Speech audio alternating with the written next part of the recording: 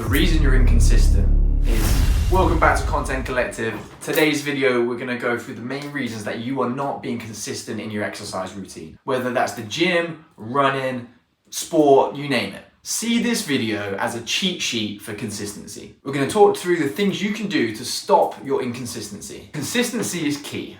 We're talking about small progress over time. As Joe Rogan says, it's building a mountain out of layers of paint. Each individual layer doesn't make a massive difference, but over time with consistency, you build up that mountain and you're making massive leaps. In this video, we're going to talk through a few of the key reasons that you're not being consistent.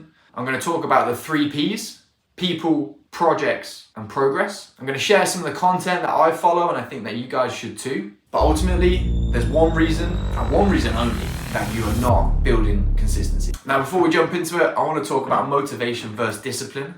With this video, I'm not trying to motivate you. Fuck your motivation. Motivation is crap. It's shit. Motivation is fleeting. Motivation gets you to the gym today. Discipline gets you going forever. This content should hopefully keep stoking that fire, keep that burning within you to keep you disciplined over time. As you can see, tactically we're in the gym shop today. So if there's any sponsorships out there, sort me out. So what can I do to build consistency? What can I do to get myself into the gym? Well, we're going to start with the first P, people. There's a few things you can do here. Now, first thing, go with a friend. If you go to the gym with a friend, you've got someone there that's going to encourage you. You've got someone else to keep you accountable. You've also got someone else that you don't want to let down. If you tell them, Jason, I'm going to meet you at the gym at 5:30. When you finish work at 5 and you know you're meeting your mate and you don't want to go to the gym, you're not just letting yourself down, you're letting your friend down too. That little change in itself helped stoke the fire for me and got me some consistency right at the start of my journey. But Josh, I don't have any friends. Well, fair enough, but I've another answer for you in the theme of people as well. Sign up to classes at the gym. As you start to go a few times, you'll start to get to know people. You'll start to build a community. Also in the group environment, there's less pressure on you as an individual. Plus, big classes of boxercise or whatever you want to do, they're fun. They're usually done in a really fun way to encourage everyone. And it's sort of like this all in this together attitude. We're all in this together. But this community aspect can go one step further. You can join a CrossFit gym, join a football team, take up a new martial arts like Brazilian Jiu-Jitsu. In all of these instances, you're surrounded by people, a team, people that want to encourage you and want to see you grow. Plus, when you've gone a few times, you're going to start getting excited to see these people. And that's why having a community, getting to know people is a nice driving force to getting consistency. For me, I work from home all day, sat in this very room. Now I get to speak to people on the phone through the day, which is quite nice, but I'm cooped up in this little room. When I get to the gym, I finally get to socialize. There's a few people I'll go and say hello to. How's your day been? What are you training today? That small little community is a driving force for myself to want to get back to the gym, see these guys, see how they're doing, see how they're progressing. So that's the first P, people. The second P I'm going to talk about is project. Now this is all about setting goals. I want to lose 5% body fat. I want to lose 2 kilograms. I want to bench 100 kilograms. I want to knock 1 minute off my 5K. Having goals, having something to work towards is a massive motivator to get you into the gym or to get you to do whatever the exercise is. If I want to knock 1 minute off my 5K pace, I'm not going to do that sitting on the couch all day. I'm going to have to get out there. I'm going to have to train. Otherwise, it's just not going to happen. Set achievable but stretch goals that you can achieve in like a 6-month period. And that gives you that target. That's something to aim for. One of my goals for the back end of last year was to go to 5 Brazilian Jiu-Jitsu sessions. Now, before that first session, I was sat in the car. I was there 15 minutes early. I was terrified of going in, walking into the dojo. It's in the same gym that I'd go to the gym every day. But going to that martial arts bit, walking out into the mat with all these ninjas and people that can fight, and I've never been before, absolutely daunting. But I set the goal of doing 5 times by the end of the year. So I faced the fear, I walked in, got training, very much out of my depth, but everyone there was so supportive. Again, going back to that community aspect. And if it wasn't for the fact that I'd set the goal to go 5 times, maybe after the first one I wouldn't have gone back.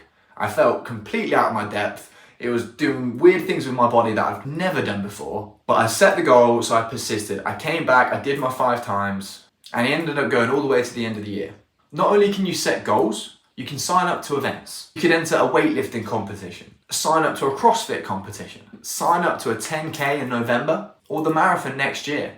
It doesn't matter what it is. Having that event in the diary, something that you've signed up for, something that you've committed to, really helps you get out the door. When you know you've got that thing that you have to do, that you've signed up and committed to, boy, that gets you to put your trainers on. I always struggled with getting out to do a run, especially on days like today when it's raining. But if I have a 10K in the books, knowing I've got it in the books and I've said I'm going to do it, you have to train. So having those things in the calendar really helps you to get consistent. Other project ideas, doesn't even have to be signing up to events. Doesn't have to be having a goal. Could be something fun like booking a holiday. Everyone wants to look good on holiday. By booking a holiday, a really fun activity, you've now accidentally got a goal in place. For me, I just got back from a stag do in Lisbon. That had been the goal of my summer. That was the one thing that I was getting in shape for. So every week I've been counting my calories, all this sort of stuff. Don't have to go to that level that I have. But the goal was Lisbon. And boy, what a trip that was. Shout out to Tom, stag of the year.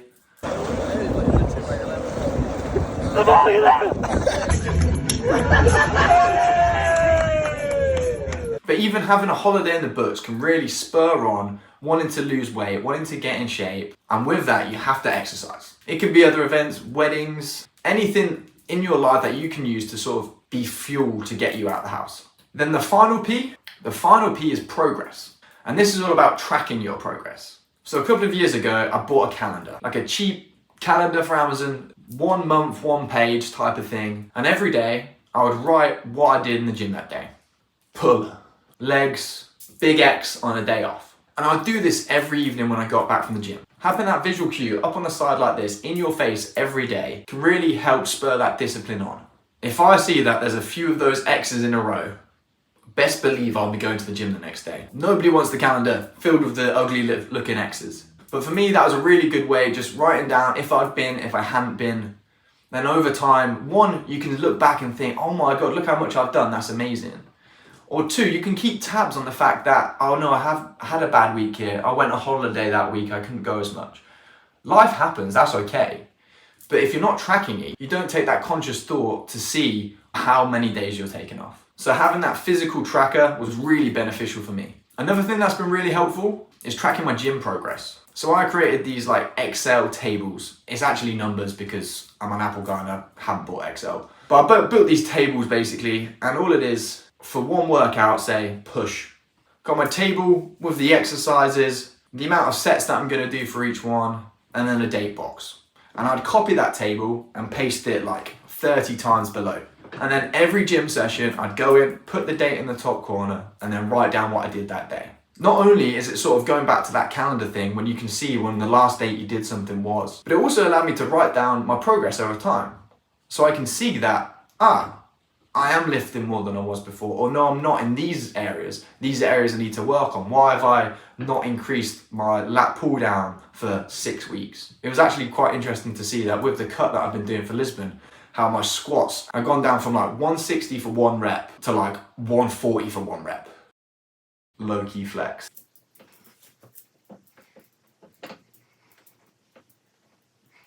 So tracking the progress is so key to help build consistency because it helps highlight when you're not being consistent. So there were the 3 Ps: people, projects, and progress. Join a community, set a goal, and track your progress. But this wouldn't be Content Collective if I didn't share some content with you. So another thing you can do to build up some consistency is watching and learning. Sit down, watch and learn. What you need to do is educate yourself. Maybe you don't know the health benefits that come with exercise. Everyone should probably know that exercise is good for you.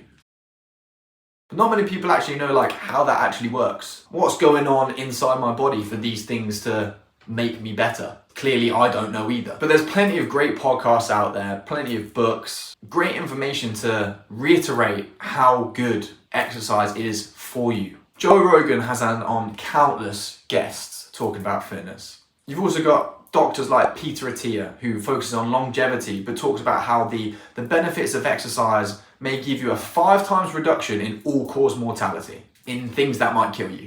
What did you say? 5 times less likely by just exercising.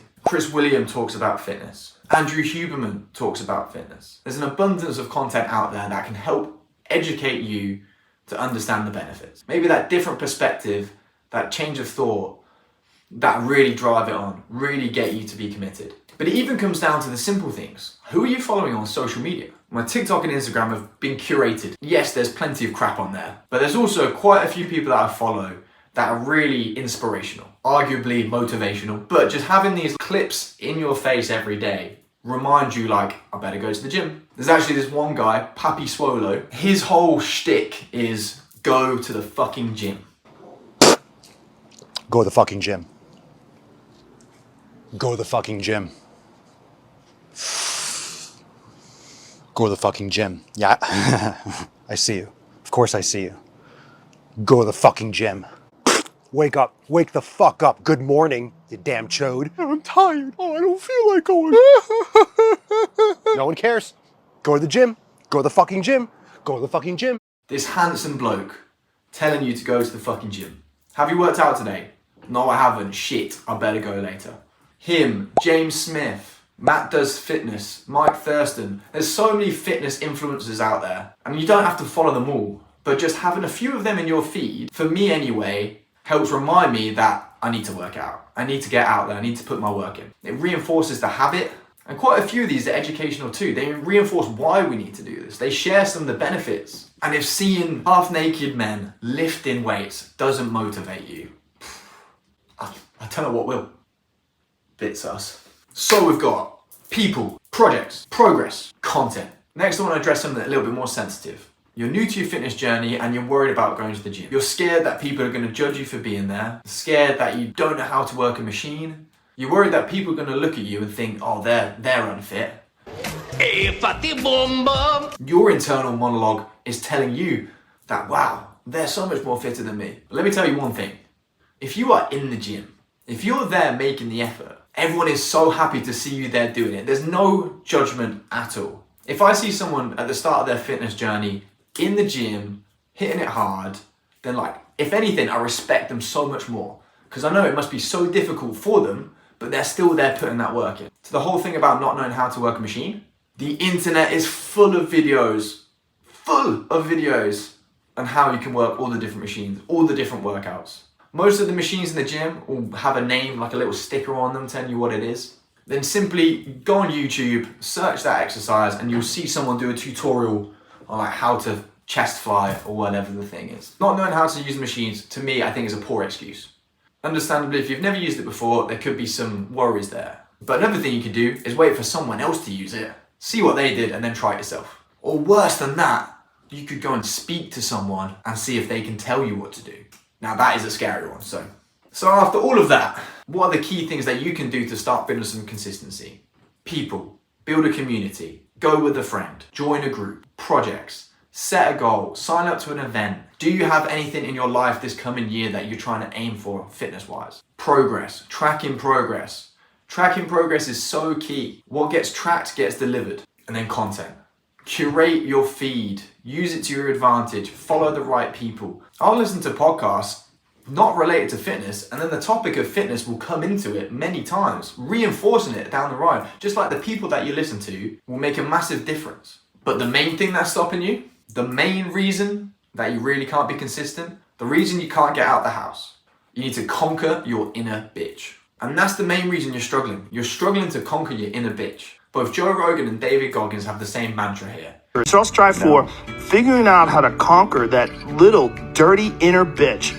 I said when I was 24, I had the same condition, man. I had the same problem. So I started studying it.